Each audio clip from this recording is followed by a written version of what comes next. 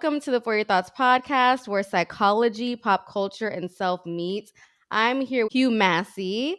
Hugh is known as a behavioral solutions architect who self empowers people globally with increased behavior and money consciousness for unlocking exponential growth. I love to ask my guests, like, who were they? Who are they now? And like, what do they see for their future to kind of get a broader scope of their life? So to, get into their journey. So you can go ahead and let us know that. That's a really good question, Penny, and I think it gets into something that is important to me, and that's identity.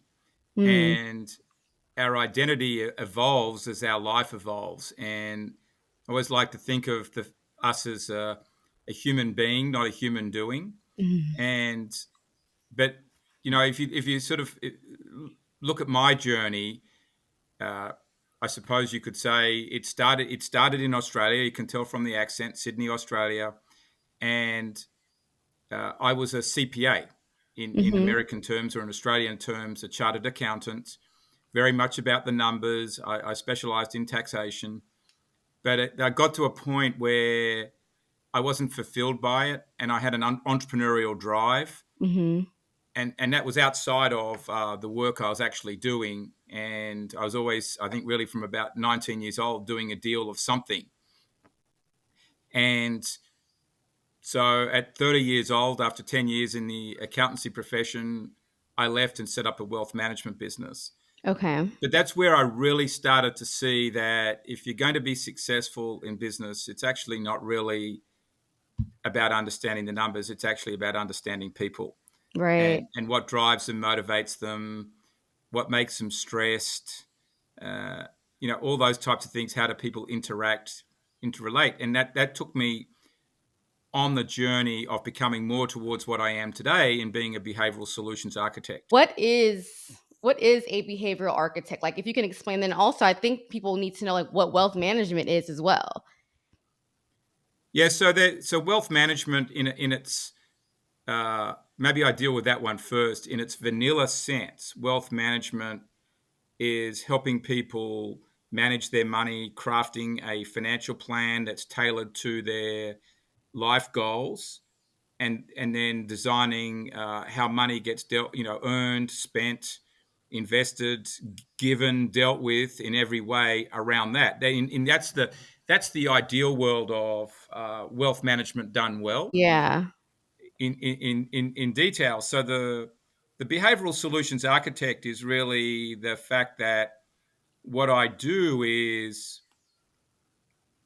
take our system, which has got a whole lot of measurements about how people tick, and we get a custom measurement on every human. But what I do is design technology apps that use those behavioral insights so that people in Mm, specific areas of their life got get a it. customized solution. So that could be, there are apps out there that use our insights to provide a financial health platform, or for hiring people, or something I'm really big on at the moment is psychological safety in the workplace. Mm-hmm. So if people are better understood, then you're going to have, and you can Better. create more Right. openness. So that's what I do. So I'm very good at helping build businesses Mm-hmm. and solutions using human behavior. Right. Especially as people are beginning to discover more of who they are, their traumas, what makes them tick. I feel like we're all like in this evolution of just human understanding for ourselves and others, and I think that like we're all bringing that to the workplace. So I think that's like very much so really important. Yeah, and I think Yeah. you mentioned at the start something that's important that plays into this is mental health and you know people's state of mind. And I think a very big thing for me in doing all of this is helping people reduce stress. Mm-hmm. Mm-hmm. And stress comes from not living a life that's aligned to who you are. Mm-hmm. You're not comfortable, and stress. The biggest cause of stress is money. Right. Speaking of money, we are living in an economy where they're saying that there's no jobs. There is like no money to actually get. But we also are seeing online things about money mindset, money manifestation. We're also now learning that the people who are making money, the people whose wealth that you've managed, they had a different ideology and they think about money differently. So can you speak more to what that is and kind of break it down? Because I feel like people have these affirmations and just these different things that they are doing in order to change their money mindset, because it's really hard, especially for people of color who are kind of systematically already in another position. Can you speak to how the people who are wealthy, what are they doing differently? How are they thinking differently? And what can the people who want to be in that place, like how can we Yeah. think in that You've cut right to the chase of way? some really big issues there, Penny, I think and I'll try and unpack it at at a number of levels. Okay. The first thing is that so let's say that the first thing is that stress, the number one cause of stress is money, and for some Yeah. people that's because they don't have enough, when they have difficulty finding a job. Interestingly, and having enough is sort of considered by the Happiness Institute being around 125,000 US dollars. Hmm. So if you have 125,000 US dollars That's enough. income, that's enough to be Statistically. happy. Okay. Now, of course, if you have, say, less than 30 or 40,000, then you've got a whole lot of other problems. Or you've got a lot of credit card debt and other pressures in the family. That's a problem. When people have a lot of money, and we can get to how do they make a lot of money. Yeah.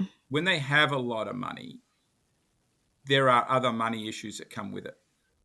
And there are now stresses in different ways. And like, well, how do I deal with my children? I've got my marital relationship. I've got business partners.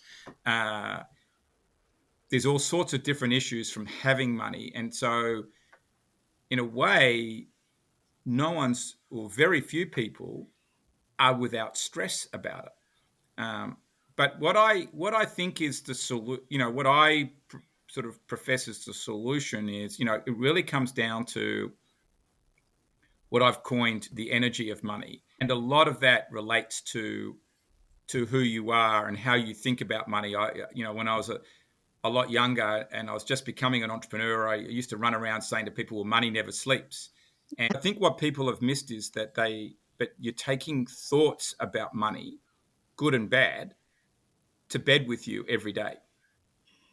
And so even when you're asleep, you are processing thoughts about money. Right. And in a way, you need to go to sleep at night with positive outlook about money and your future. Now, that's not an easy thing Yeah, like to how does do. one do that if it's like what if I can barely if someone can barely eat, and like they're actually physically you know, can't do something because of they don't have money. I put a lot of it around identity, and that if you can do some work on yourself, which again means in a way separating yourself from the environment you're in, whether it's a good environment or a bad environment, but because all of us can continue to grow. And Mhm. if you can find your identity and, more about who you are, but how you want the world to see you, Mhm. to develop the belief that, nothing's impossible. Right. And with that is to value yourself highly. That's not to run around with a big ego and be a narcissist and say, look, I'm better than everybody else, but it's to place a value on yourself Right. and on what your goals are, and to then put positive energy out there in the world. Now, that doesn't mean that, if you do that one night, that suddenly you're going to wake up tomorrow and gold is going to get delivered to you. But at the end of the day, if you can craft a narrative for yourself around an identity of who you want to be and aspire to be, and value that and value yourself, you can start to put energy out there in the world where you meet different people that are going to help you get there. Because I think a lot of success in life comes from the people that you meet at Mhm. the right time. And often you don't meet people who are going to help you because you're not ready to. Your mindset's not ready. What I call making quantum leaps. Okay. and you've got to believe all the time that you can make a quantum leap. Yeah. There was None of something this about, is easy, yeah, but the it's not people that easy. have done Yeah. it, Yeah. and there are plenty. Like I was reading a story the other day of a woman. I've forgotten the name, of color, Mhm. um, and she was 42 years old, and she'd gone from a very humble upbringing to being worth $320 million through a business she created. She somehow went and met Kim Kardashian. Oh, wow. This business grew, but I she comes I back think I to know her. who you're talking about. I You think I know who might, you're talking about. Yeah. yeah, it was in Mhm. the news, but I was very inspired by her, because she took a lesson from her mother, and it comes back to what I said before: is to value yourself, value your goals. So it's, in Right. a way, it's having confidence with humility. Right. But you've got to believe, and you've got to believe in the dream, and it unfolds itself as you go along. Mhm. But I think you've got to give yourself space to allow those dreams to actually happen Mhm. and to do something about it. I don't believe anything is impossible. And I think that a lot of the times we don't know how much control we really have over our own lives, and we kind of get stuck in this victim mindset, and when you're a victim, you kind of like forfeit the power that you really truly have over your life. And I think that it's really hard to pull yourself, because the mind is a really tricky It's very place. tricky, the So mind. it's like you really have to pull yourself and truly believe in yourself and know that anything is possible. If something, if it was possible for Kim Kardashian, or possible for you or me, it's possible for anyone. We're no different. I mean, we might have had different cards placed in front of us, but it is possible. And you should just not let life like beat you down that way. Like, you have complete power and control to be whoever you want to be. I truly believe that. That's I've read The Secret before I moved to New York, actually, and the law of attraction, and that's what has allowed me to continue on my journey to be who I am. And I've helped my friends with it and things like that too. And even my parents, they're immigrants from Kenya, and of course they had a different mindset, but now they're able to see their dreams come true as well, just by believing that everything is possible. And even for them to see where they were to where they are now, anything is possible. You know what I'm saying? It's like they came from nothing and created a beautiful life. I believe that, you know, we are all put on this earth, um, with a unique Yeah. makeup, and our job is to go out there and find what we're called to do, and to go and do it, and to try everything out and find where you're going to get flow or not flow. Know when the energy walls are up against you, it's not really working. Well, it might be that you're not passionate about it, your talents don't fit that, move on to something else. Mhm. Um, but what a lot of people do is, this is where money comes into play, and money gets into people's head. They they create rules about money. Oh well, I've been doing this for 10 years, so I should have made X dollars. I'm going to move on to something else. Or Mm. I'm a failure because I haven't got as much as the person next door to me. You're never going to have as much as the person next door to you, Right. right? It's about it. I think so. Therefore, part of this in being successful is actually defining what success for you is. And if Right. it is defined based on money, you will fail.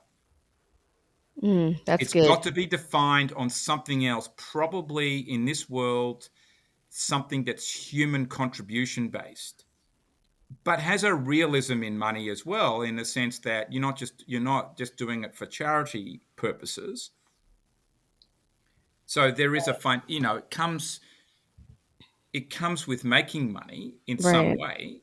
But if you just say, well, my self-worth is based on the fact that I made $1 million or $50 million, or I'm earning $1 million a year, well, that can go away very, very quickly.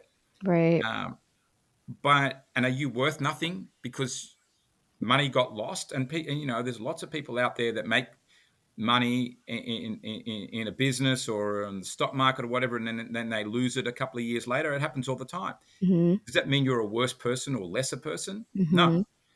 Mhm. Or a lot of people who have a lot of money and they are still very much so like not fulfilled or not happy or in their lives. And that is the worst place to be. And I know plenty of people, some of them are my peers from whether it's from high school, Mhm. university, business life, that are unfulfilled. They've got a level of misery in varying doses or unhappiness in their life because they have defined their life around how much money they've got. They've defined their relationship around that, and that's the biggest problem. And therefore, that's where money becomes, in a way, the root of all evil. Yeah.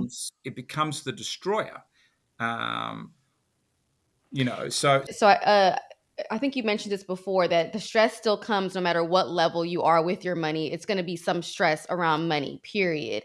And yeah, you mentioned something about wealthier people and like their kids. And what I've noticed is that people who have worked hard to get something or they're wealthy, they kind of like give it all to their kids. Their kids kind of end up not knowing how to work for themselves or not knowing how to make their own money, make their own mistakes, and they kind of just end up either like I've seen a lot of like addicts or just a lot of people that just don't live up to their potential because they kind of always have like the backbone of their wealthy family. Have you seen that? And like, can you speak to that? And how can someone who might be a child of someone who is pretty wealthy, how can they still make sure that they're living up to their potential? Because I feel like people are really hungry when they don't have anything. Also, it's like I have to go and get this. But if you're really comfortable in what you have because of a parent, it can be tricky in a sense of like going and getting it and hustling and that whole thing. So yeah, what do you think about that? I think if money is laid out in front of the children and it's easy to access from a Mhm. young age, and they don't go and learn how to study properly, take the opportunity to go to college, university, or learn skills, go and do some things, go and buy a house by themselves, those types of things, then that's problematic. And at the end of the day, the kids need to have a purpose. Now, do they have to go and, because the families or the parents have made money and they're wealthy, do they have to go and be lawyers and accountants and whatnot? No, Right. Right. they don't have to do that. In fact, that's the worst thing, Mm. is to go and do things because you think that's what's going to make your parents happy. That's also a Mhm. problem that happens with families of money. That's a very big problem. Mhm. But if you have too much money, I think what you're alluding to is you may not go and work properly. You may not find what your real purpose and passions are. You will sidestep the hard moments that maybe you do need Yeah, to go and that get that's tested. that's what I'm. Yes, you'll sidestep or just not even know how to handle those like hardships because you're And not money used to can the money hardship. can money can be sort of used to paper over a lot of problems, and it can be then later in life in relationships as well, marital relationships. It's easy to write checks to solve the problem and ignore the deeper communication issue or difference that's sitting lurking below the surface. Mhm. Um, so I think that they're big challenges, but I also think that what some of the wealthy are doing now is just saying, well, I'm not giving any to my kids, and I'm giving it all away. Interesting. I I don't know that that necessarily has to happen quite as aggressively as it does. I do get the point of giving a lot away. I've no problem with that. Right. Um, but there's got to be family conversations about all of those things. You can't have surprises. Right. Everybody's got to know where they stand. But I definitely, coming back to your point, if your kids are flying business class because you've got the money and it's easy for you as a parent to fly business class, they're never going to want to go backwards. Right. They're going to become entitled, right? Um, if there's always fancy skiing holidays and Mhm. cruises and goodness knows what else, Mhm. then probably the hunger is going to get sapped. Right. Um, Right. but does that mean parents can't help the kids into Because I don't think something it's when they're it's beautiful because I think that's a part of like why you work hard is to help the generations under you to make that's the point of I think a lot of things in life. So it's kind of like a weird gray and I think area. the other problem is that and I think there's some generational issues here too. But I think one of the problems is that when the parents have money, and if both parents are working, particularly, it's easy that they're out of the house a lot. There's other things that they're doing, and the kids can get ignored and starved of attention. And at the end of the day, I think when you unravel it all, what most kids are wanting, most that they want from you is your time, Mhm. That is and that's true. the most important thing. And that's not easy uh, to manage. If you're a business orientated person, you have got to be out of the house to some degree to Mhm. do that. But you've got to provide the structure in your life to provide the time for the kids at the right moments, touch points, um, Mhm. and that's very important. And you probably have to do that for your wife too. It's like, I'm not saying I'm perfect in any of these things, but I've Mhm. I've watched some of my friends who have done this well and not done it well.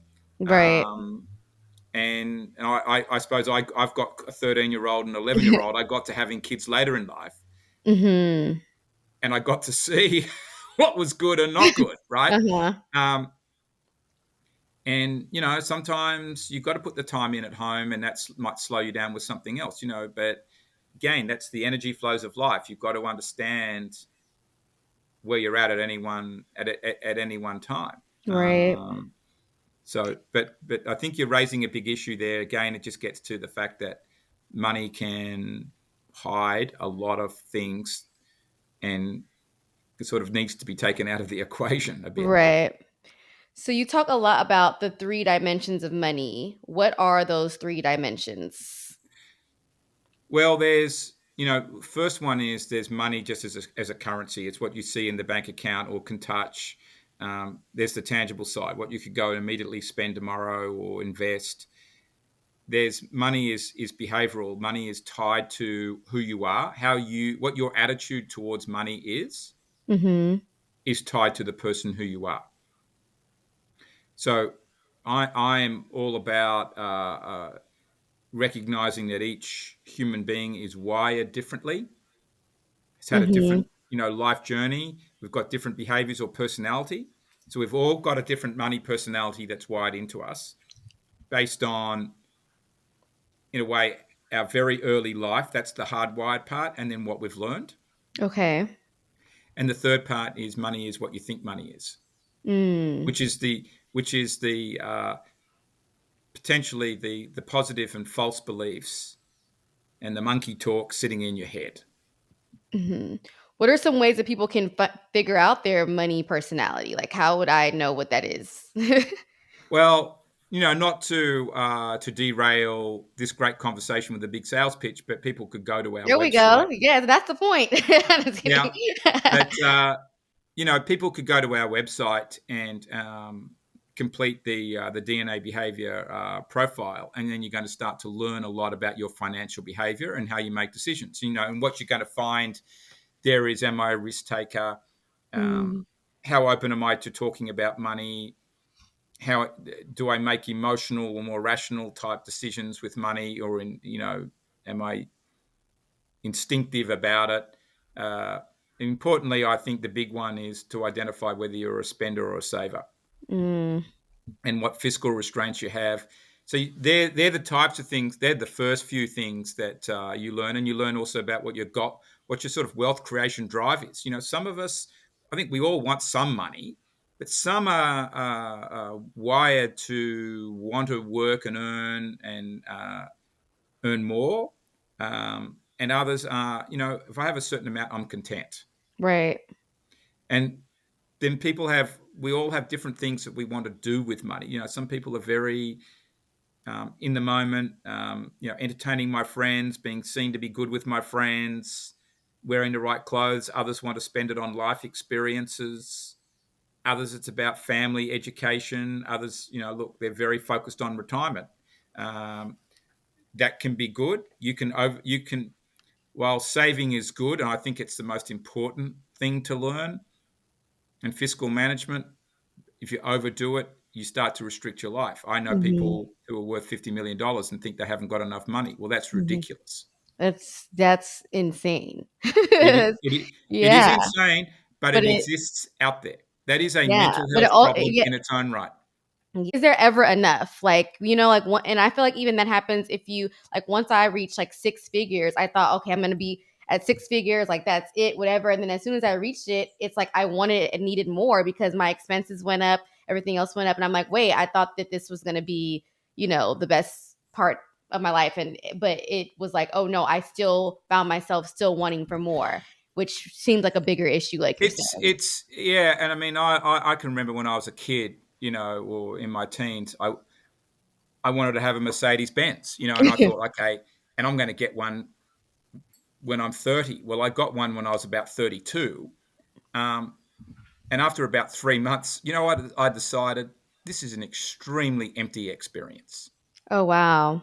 And the car, I think I started traveling to America, maybe a year later, that type of thing. But it was really very empty.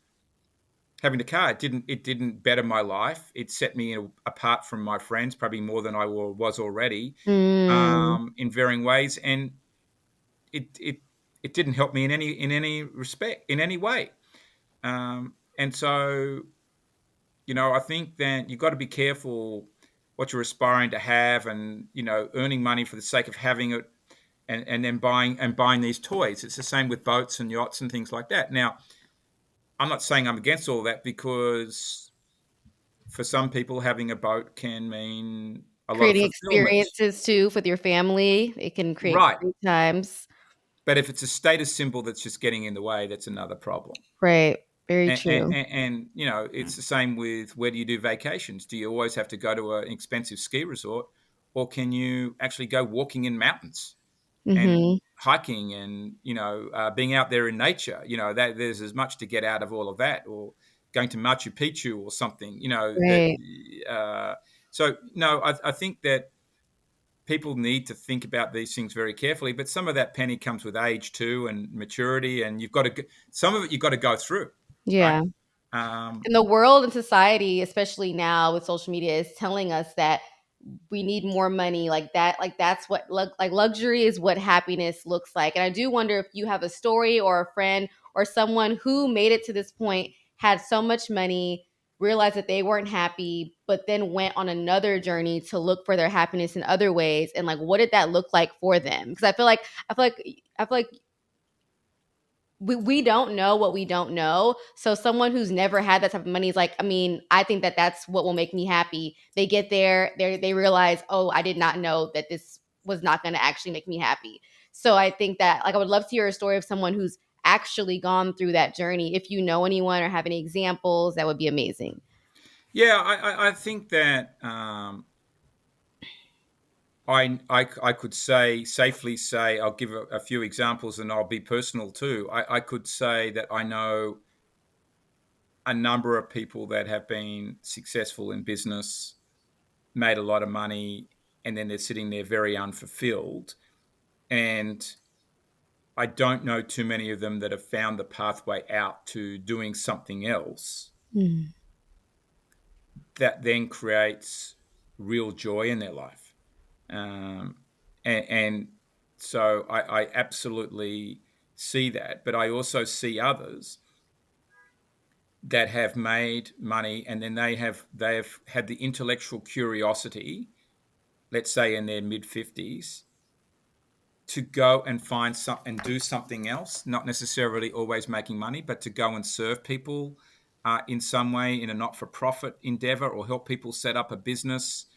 Hmm. Um, so I see that. I think in my own life, there's been a couple of instances of this. One was when I was 35, and I sat there in Sydney, um, unfulfilled with having a wealth management business. I was quite successful at it, had built up clients, doing deals, making relatively a lot of money. Um, I had everything that anybody would ever want, but when someone asked me what I was passionate about, I was not passionate about any of that. I was unfulfilled. Mm. And that's where I knew what came out of my mouth that day was, I want to help people all over the world become self-empowered. And I decided, when I started to think about what that meant, and the fact that came out of my brain, my subconscious brain, I knew I was evolved enough to know I have to do something about it. So that took me on the path of coming to America to where I am at today. Wow. And then I would say in 2000, and here's another example. In about 2018, I'd had a very difficult, business period. I was involved with a company that didn't really go so well. Me and a whole lot of I was a chairman of it. Me and a whole lot of people were deceived. There was a lot of stress. I've been flying to and from Australia probably every 6 weeks for 3 or 4 years, and I just said, you know what, I just need to take stock right now, Mhm. and I need to find a way to spend more time with my family, and two, I need to do something for myself. Mm. And I love playing golf. Mhm. And I saw at the golf club where I was at was one of the younger pros there was organising a fitness program for effectively it's a prof- professional golfers fitness program. Mhm. I started doing that 3 mornings a week between 7 and 8:30. I carved out the time when I normally Mhm. would be doing other stuff, and that took me on a path to getting a lot healthier, fitter. I lost 60 pounds. I'm Wow.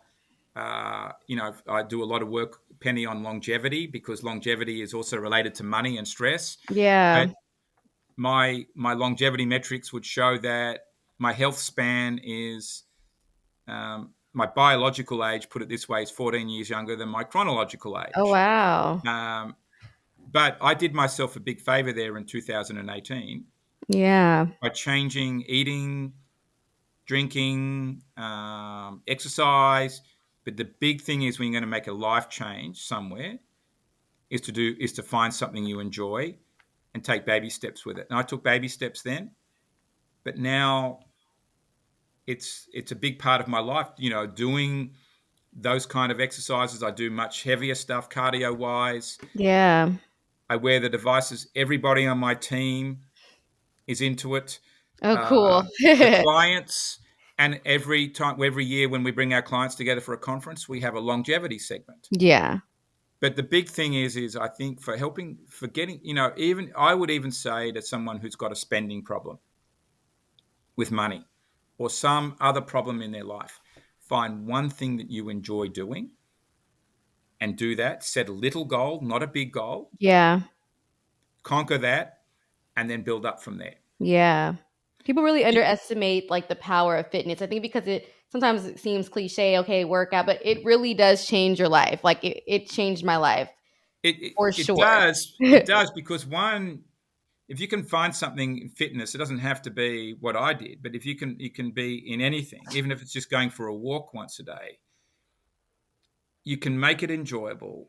Um, you can make it meditative if you want. You can do whatever you need to do. It's carving time out for you. Yeah. You're enjoying it.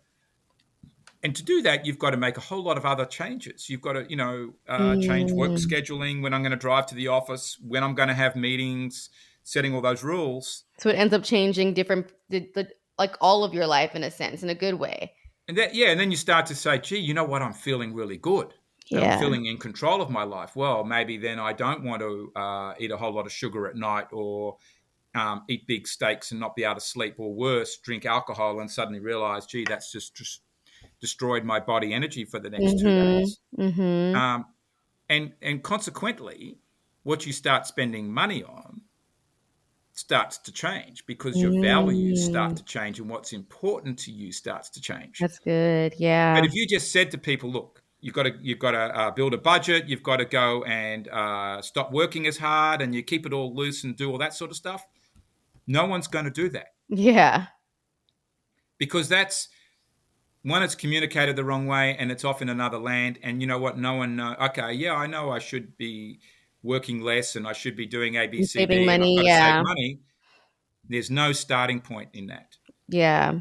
That's more actionable for sure. It's You got to also be talk actionable, and you know Yeah. what? And then it's up to you. It's in your mindset. But the other thing is Penny, is who you hang around with, Yeah.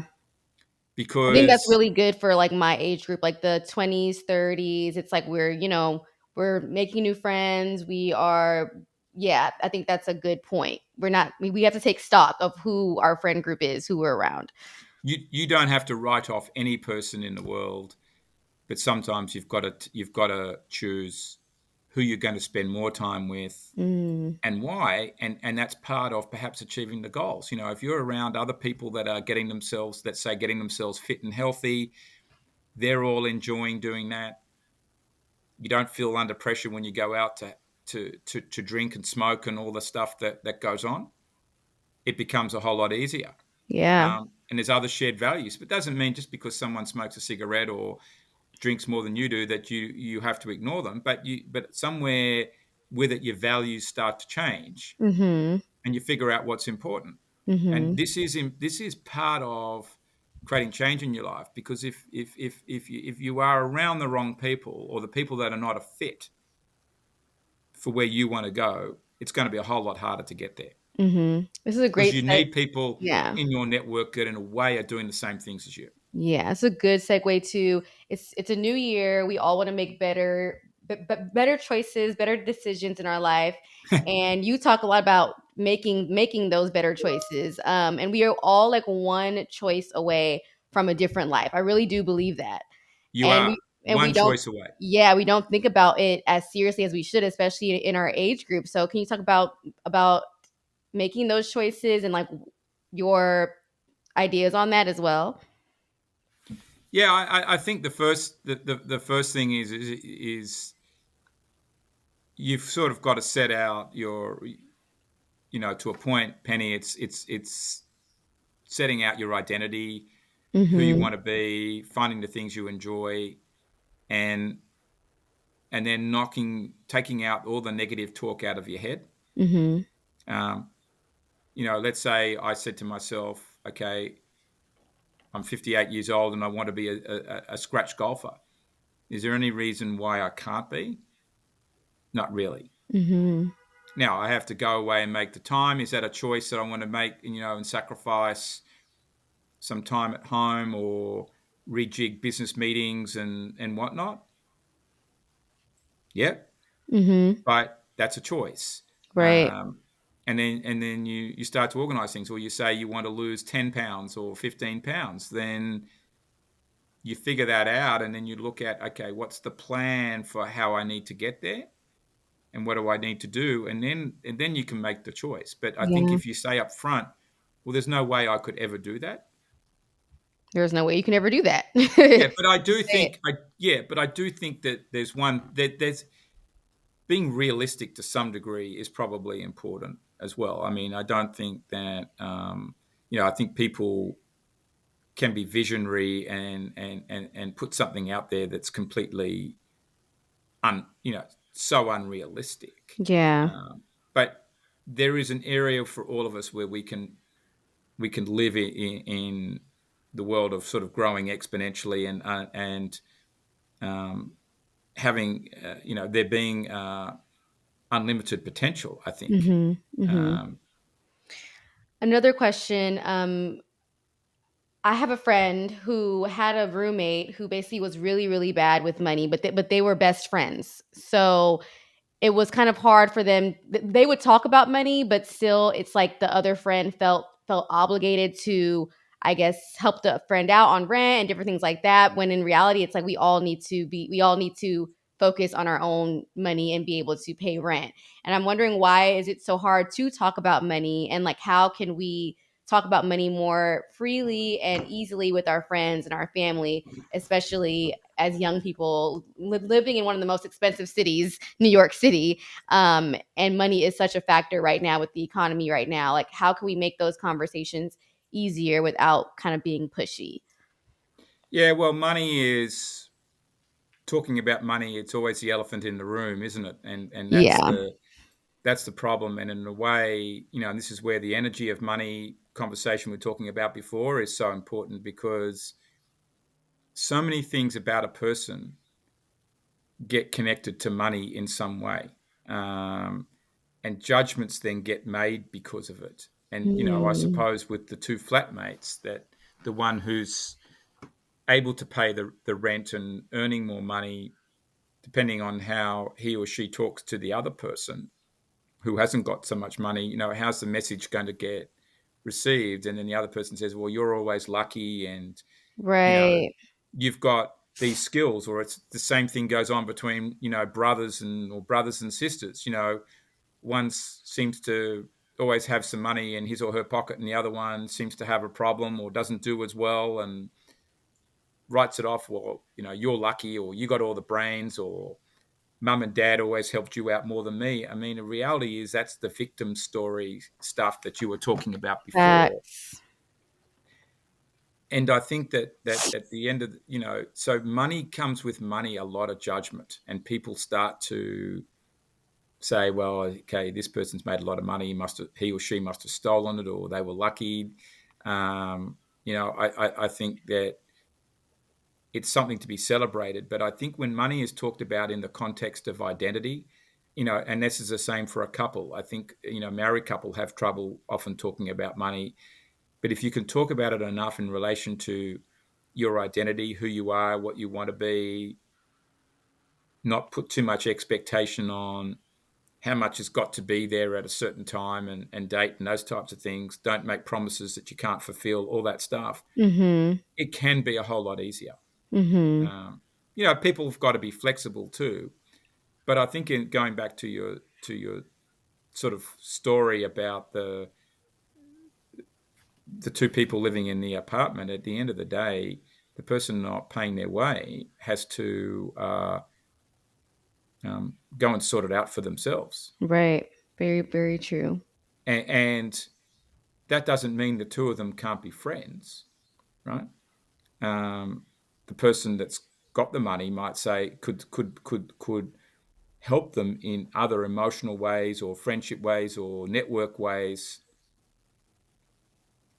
without uh, loaning them the money, right? Mhm.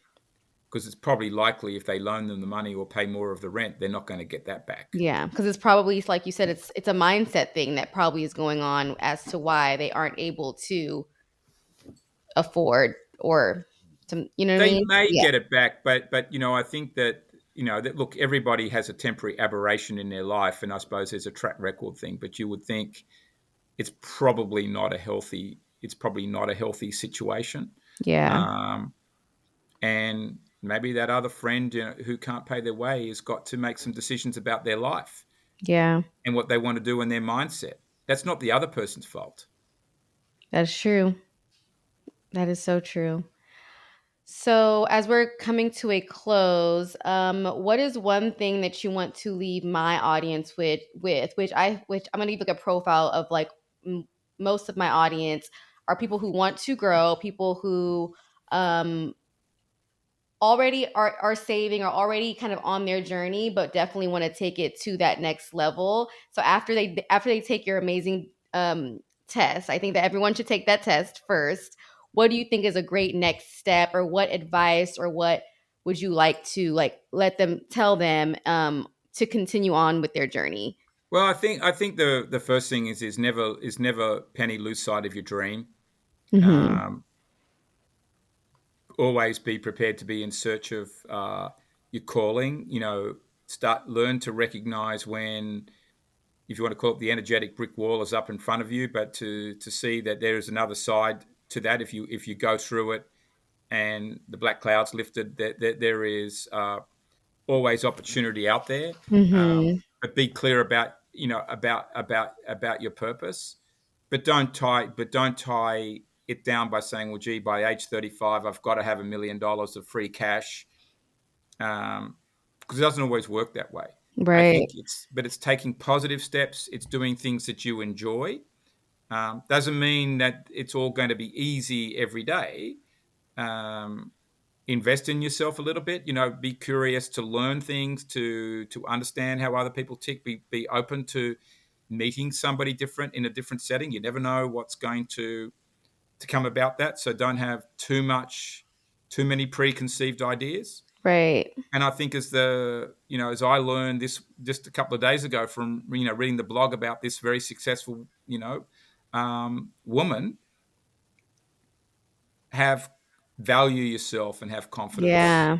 Yeah. in that, but have humility. And I think the other thing at the end of the day is generally speaking, have some mindset to save some money for tomorrow, but spend some today on life experiences, because you don't even know what tomorrow is going to deliver, and but by having those life experiences, life can grow as well. And Right. I think that that's important, but you don't need to be spending your money on rubbish. Very true. And okay, it's easy for all of us when we're young Mhm. to do that, but yeah, and I think the cultivate a network. That's the thing, and um, of the right sorts of people. Right. Very true. And over time, you're going to grow. Mhm. Mhm. And lastly, I always ask my guests what brings them peace of mind. What has been bringing them peace of mind? You mentioned fitness and working out. So anything else? It could be so random. It could be a book. It could be a song. It could be just anything that's been currently bringing you peace of mind. Oh, I think that I get peace of mind when I'm comfortable. I can see the future. So I think I do. I've learned over the last few years to spend more time with meditation and Okay. Wow. putting myself in quiet moments so that I can, in a way, through the meditation process, also allow the information packets to float through my head, Mhm. um, and to work out what I need to do with that. So I think allowing yourself plenty of time. I think Mhm. sometimes just being able to take time out and just do some deep breathing.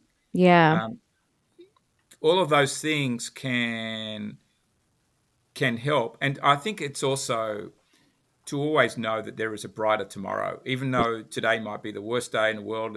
You've got a friend that's sick, or a family member, or a loved one, or whatever, or something's just not, it's gone wrong. You've lost clients. There's a brighter tomorrow, and I think understand some of those things are happening for a reason. They may not be very pleasant, Right. but there's a brighter tomorrow, and I think I take peace of mind out of those things.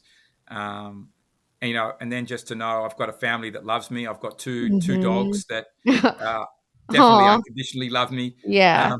All of those things. It's all part of it. Yeah. Yes. Thank you so much. This was amazing. I had a great time. I hope you had a good time I too. did, Penny. I loved every minute of this. Yes. You're inspiring, and I think it's great that you're out here asking people like me Yeah. these questions. I feel very honored, and I hope that this is just the start of Thank helping you. many more people realize Mhm. their dreams and go Yes, out there and get it done. definitely. And if you wanted to say your website, your books, or anything that you want to let people know I about think just yourself. go to Mhm. you can go to dnabehavior.com, and you'll see everything there. You can find me there. Send me an email. It's all there. You can do it from there. Yeah, and I'll also put all the information in the description box and on social media and everywhere whenever the episode comes out. So, yes, thank you And so we'll much. post this as well. I think this is there's some inspiring stuff here for people Yeah. to listen to. Yeah, so I'll send you guys the clips and send you guys everything in about a week or two. So it'll come out in probably like the second week of February. So I'll let you know. Fantastic, Penny. Perfect. Thank you. Have a good All day. right, look forward to seeing you again Okay. sometime. Yes, All for right, sure. okay, bye. Bye.